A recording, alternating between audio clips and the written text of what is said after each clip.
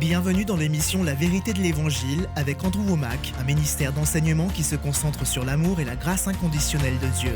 Si je reste dans la foi, ce qui est vrai dans mon esprit deviendra vrai dans le monde physique. Jésus a pourvu à tout, il nous faut simplement apprendre à se l'approprier et à le recevoir dans notre cœur.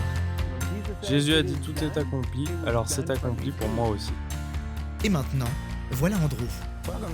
Bienvenue dans notre émission La vérité de l'Évangile. Aujourd'hui, je poursuis une série que j'enseigne depuis maintenant 3 semaines et qui s'intitule « Vous l'avez déjà ». C'est également le titre du livre et nous avons aussi un guide d'études. Le contenu est semblable à celui du livre, mais c'est le format qui change afin de vous permettre d'enseigner ces vérités à d'autres, à l'école du dimanche, lors d'études bibliques, si vous faites partie d'un groupe de maison ou autre. Mais vraiment, c'est un enseignement fondamental. C'est pourquoi je vous encourage tous à vous procurer ces ressources. Cela fait maintenant plus de 2 semaines que j'enseigne sur ce sujet, et hier j'ai passé presque toute l'émission à résumer les 2 premières semaines. Je n'ai pas le temps de revenir en arrière, mais permettez-moi de vous rappeler 2 idées que je vous ai présentées et qui résument certaines des choses les plus importantes que Dieu m'ait montrées.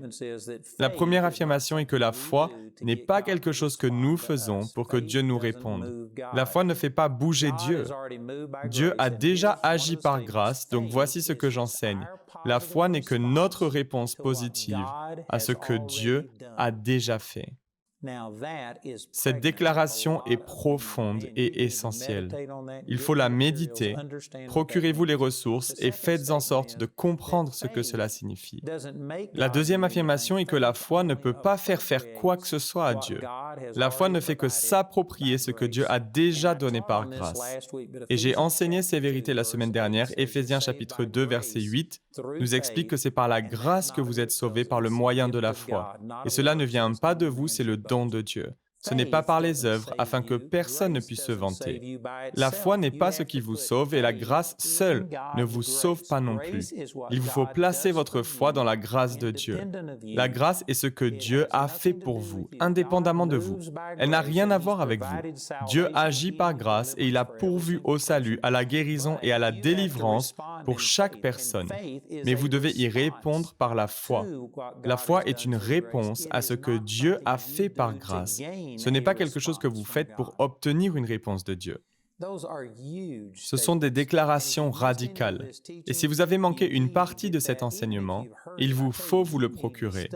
D'ailleurs, même si vous l'avez suivi depuis le début, revenez-y et étudiez-le parce que c'est tout simplement énorme et c'est diamétralement opposé à la façon dont la plupart des gens pensent. Laissez-moi vous donner un exemple tiré du chapitre 45 d'Ésaïe au verset 11. Voici un passage des Écritures qui m'a longtemps laissé dans la confusion. Je ne parvenais pas à comprendre son sens. Et j'imagine que la plupart d'entre vous ne l'avez probablement pas souligné dans votre Bible, parce que c'est un verset qui pose problème si vous ne comprenez pas ce que j'essaie d'enseigner ici. Au chapitre 45 d'Ésaïe, verset 11, il est dit « Ainsi dit l'Éternel, le Saint d'Israël, et celui qui l'a formé, enquérez-vous de moi, touchant les choses à venir, commandez-moi à l'égard de mes fils et à l'égard de l'œuvre de mes mains. » Il s'agit là d'une déclaration radicale, mais elle se trouve dans la Bible. C'est Dieu qui parle et qui dit « Commandez-moi ». Et bien sûr, il y a beaucoup d'opposition à cela, car la plupart des gens, et je l'ai moi-même fait pendant longtemps jusqu'à ce que je comprenne cette vérité, mais la plupart des gens restent inactifs et disent « Nous ne pouvons pas commander Dieu. Dieu est tout-puissant, il est le Seigneur Dieu tout-puissant. Je ne peux pas le commander. » Et le chrétien moyen s'approche de Dieu comme un mendiant. Il vient à Dieu en disant « Seigneur, je ne suis rien, je n'ai rien, je ne peux rien faire, mais je sais que tout est possible. Je te demande d'étendre ta main, fais quelque chose, agis. » C'est ainsi que beaucoup s'approchent de Dieu. J'ai entendu un de mes instructeurs, Greg Moore, expliquer ce concept récemment et j'en ai été vraiment béni. Il disait que la plupart des gens viennent à Dieu comme s'ils allaient faire un emprunt auprès d'une banque sans avoir de garantie. En d'autres termes, vous n'avez aucun bien, vous ne possédez rien qui puisse inciter le banquier à vous accorder un prêt, et vous vous approchez en quelque sorte avec votre chapeau à la main en suppliant Dieu. Seigneur, je t'en prie, pourrais-tu s'il te plaît agir dans ma vie? Voilà comment la plupart des gens fonctionnent. Mais nous devons faire tout le contraire. Dieu a dit, commandez-moi à l'égard de mes fils et à l'égard de l'œuvre de mes mains. Qu'est-ce que cela signifie? Bien, laissez-moi utiliser une illustration afin d'expliquer ce que je pense. C'est comme l'électricité. La plupart d'entre vous me regardent à la maison sur toutes sortes d'appareils. Je sais que nos émissions sont accessibles sur beaucoup de dispositifs, mais disons que vous soyez en train de regarder la télévision chez vous. Si vous vouliez par exemple allumer le téléviseur dans votre salon, ou si vous vouliez tout simplement allumer la lumière, vous n'appelleriez pas la compagnie d'électricité en leur disant « Je sais que je n'ai pas fait tout ce que j'aurais dû faire, mais pourriez-vous s'il vous plaît allumer la lumière ?» Ce n'est pas la compagnie d'électricité qui allume la lumière pour vous. Elle produit l'électricité, elle l'achemine jusqu'à chez vous. Vous avez un contrat avec l'entreprise et elle produit l'électricité à votre demande. C'est à vous de vous lever et d'actionner l'interrupteur pour, dans un sens, commander à l'électricité de s'allumer. C'est à vous d'allumer la lumière. Vous ne pourriez pas appeler la compagnie d'électricité et dire « Mon émission de télévision préférée est sur le point de commencer. Pourriez-vous s'il vous plaît venir et allumer le téléviseur? Pourriez-vous s'il vous plaît faire telle ou telle chose pour moi? » Non, ils génèrent l'énergie qui permet de faire fonctionner tous les appareils électriques que vous avez dans votre maison. Mais ce n'est pas eux qui allument l'électricité. Ils ne la contrôlent pas. C'est vous qui la contrôlez. Donc, dans un sens, vous commandez l'électricité. Et vous voyez, dans un sens, c'est ce dont Dieu parle ici. Dieu a déjà pourvu à tous vos besoins. Vous n'avez pas à vous approcher de lui en disant « Ô Seigneur, pourrais-tu me guérir ?» Non, il est dit que par ses meurtrissures, vous avez été guéris. Donc maintenant, à vous de décider d'exercer votre autorité et de vivre selon votre position en Christ. À vous de dire « Père, merci car avant même que je ne tombe malade, tu avais déjà pourvu à ma guérison. Tu as placé en moi la même puissance qui a ressuscité Jésus-Christ d'entre les morts. » Éphésiens 1, 19.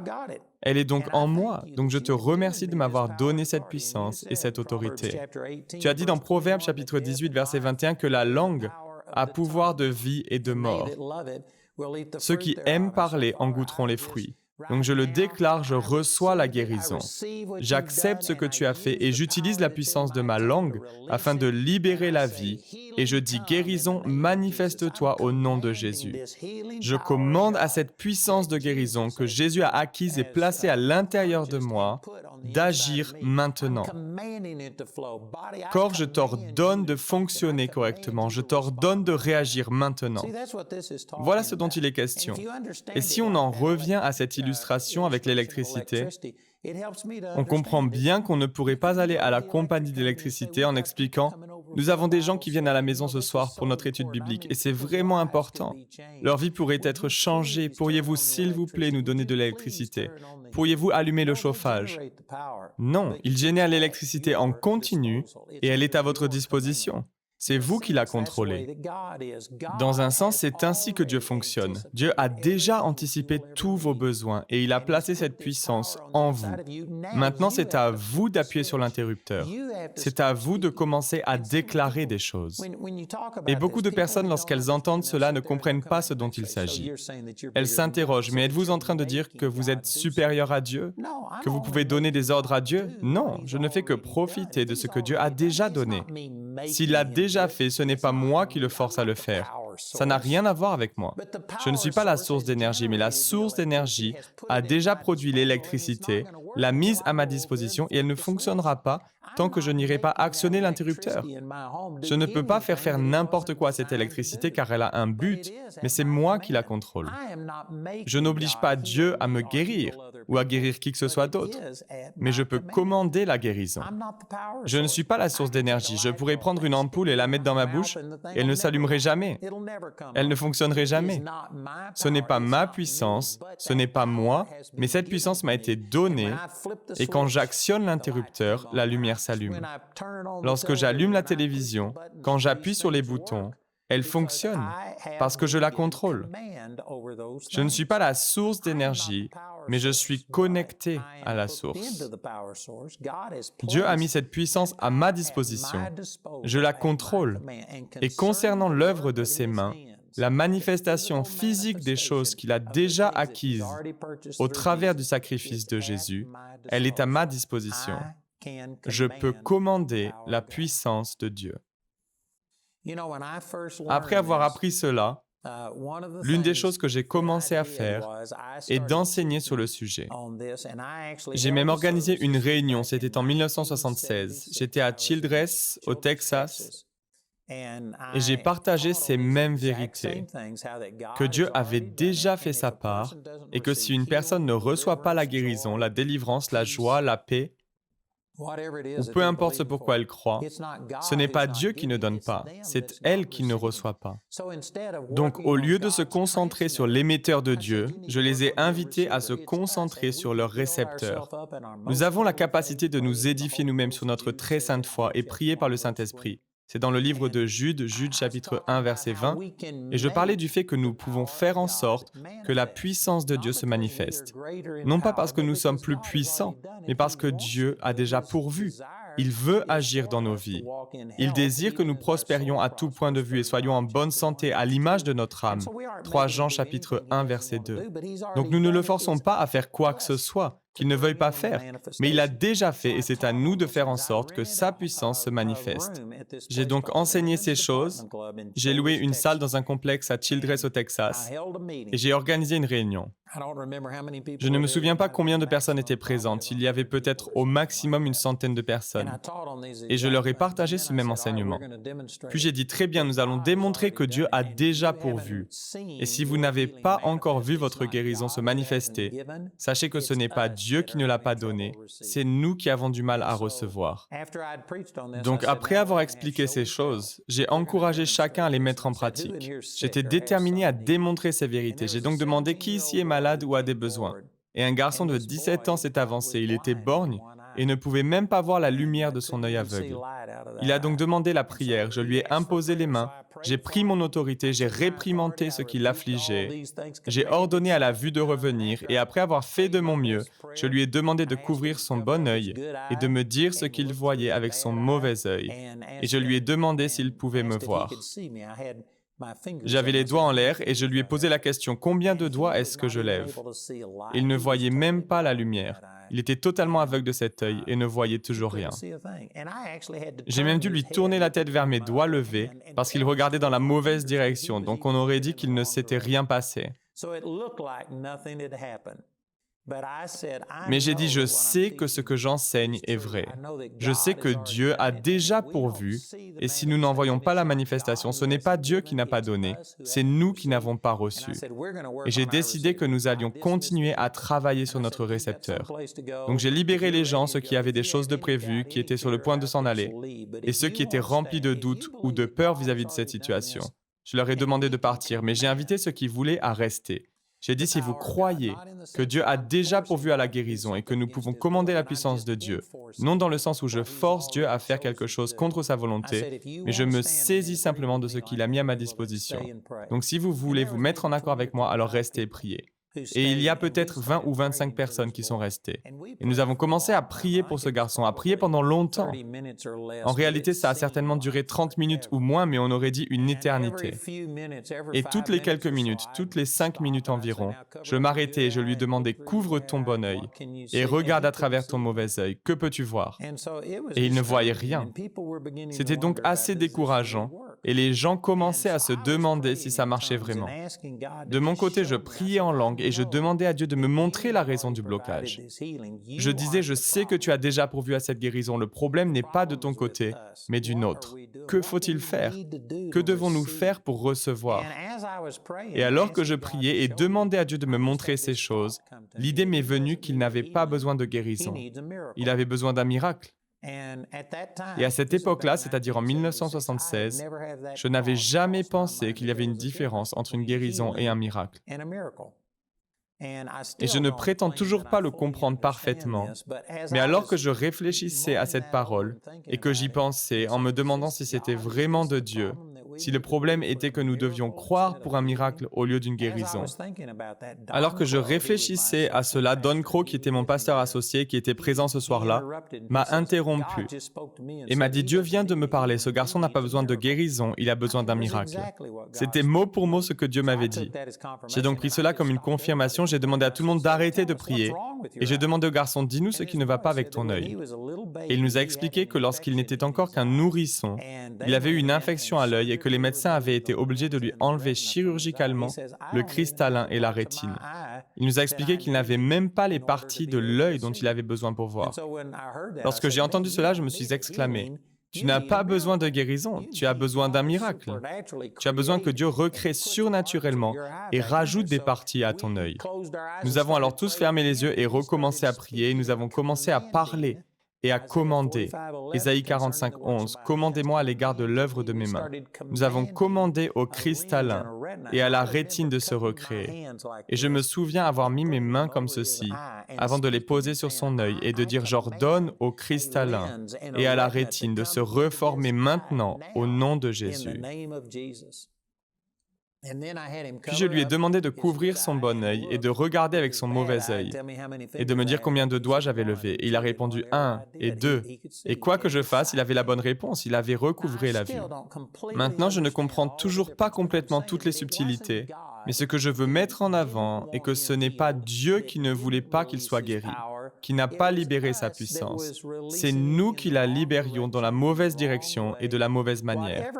Dans tous les cas, si vous ne voyez pas la puissance miraculeuse de Dieu à l'œuvre dans votre vie, et si c'est une chose à laquelle Jésus a pourvu comme la guérison, la prospérité, la joie, la paix et ainsi de suite, si c'est quelque chose que Jésus a offert par grâce, alors c'est à nous d'utiliser notre foi et de tendre la main pour recevoir ce que Dieu a déjà fait. Au lieu de s'approcher de Dieu comme un mendiant, en disant « Ô Seigneur, je ne suis rien, je n'ai rien, je ne peux rien faire », il vous faut utiliser votre autorité et dire « Non, Jésus l'a déjà fait, je l'ai déjà. Jésus a pourvu et je reste sur ma position.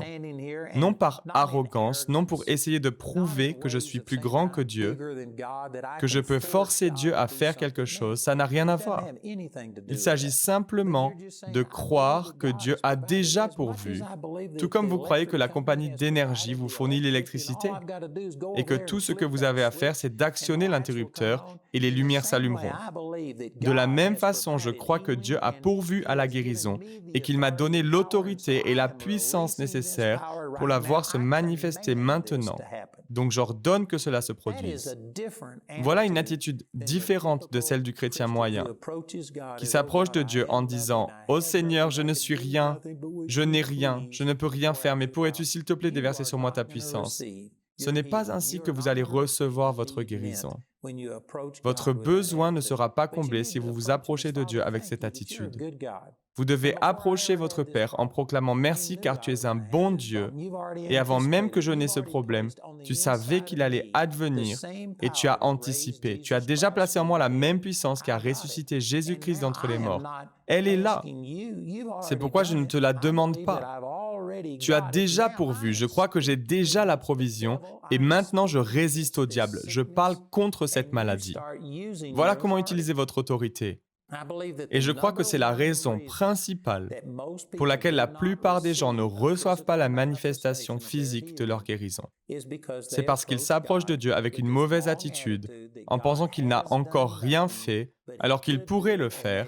Donc ils viennent à Dieu en mendiant, en le suppliant et en lui demandant « Ô Seigneur, s'il te plaît, touche-moi. » Je vous le dis quand vous comprenez que Dieu vous aime, qu'il a déjà pourvu à vos besoins, que vous n'avez pas à mendier, mais que vous pouvez commander.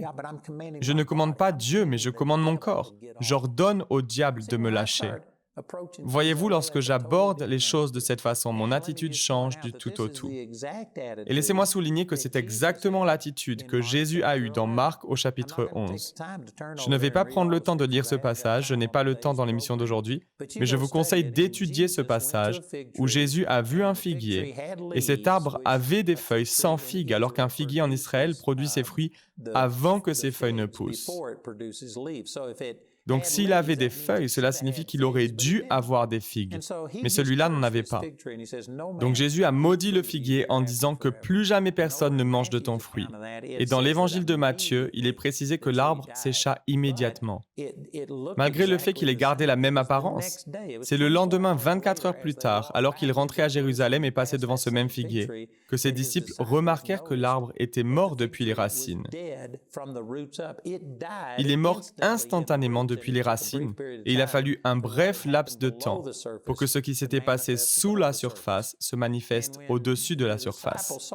Quand les disciples l'ont vu, ils ont été stupéfaits et ils l'ont fait remarquer à Jésus, ce à quoi il a répondu « Ayez foi en Dieu ».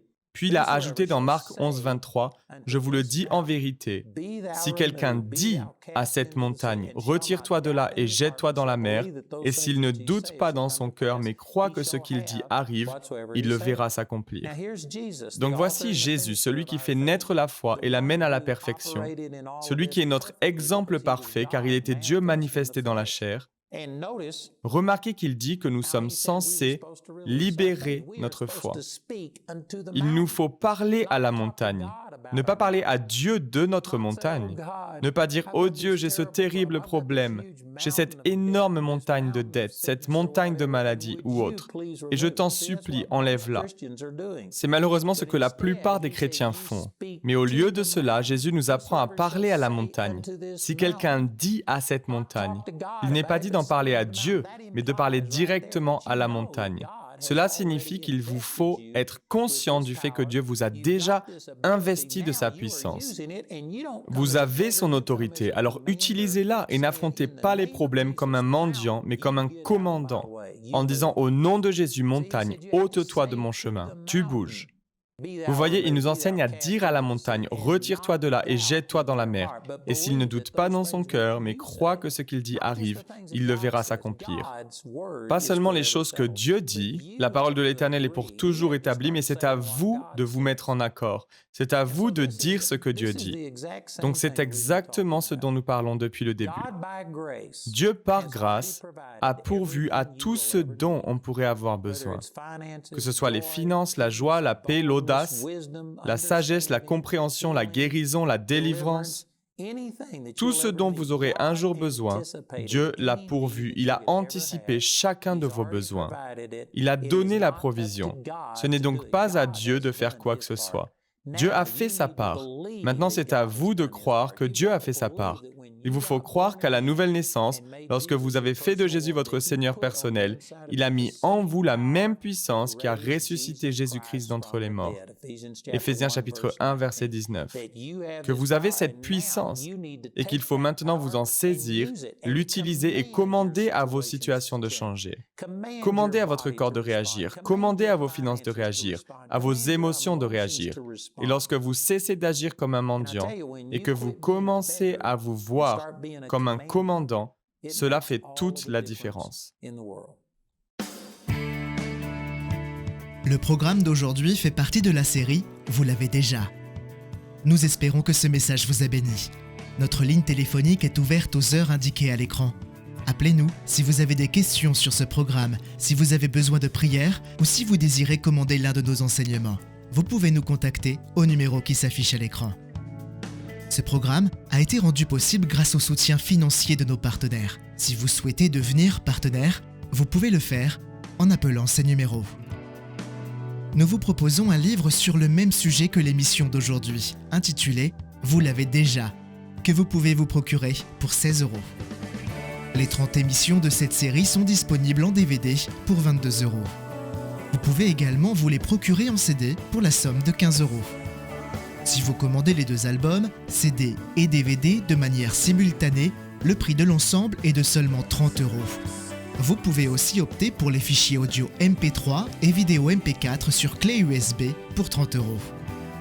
Le guide d'étude est pour l'instant seulement disponible en anglais. Il inclut le contenu du livre ainsi que des questions en rapport avec chaque sujet abordé afin d'étudier seul ou en groupe.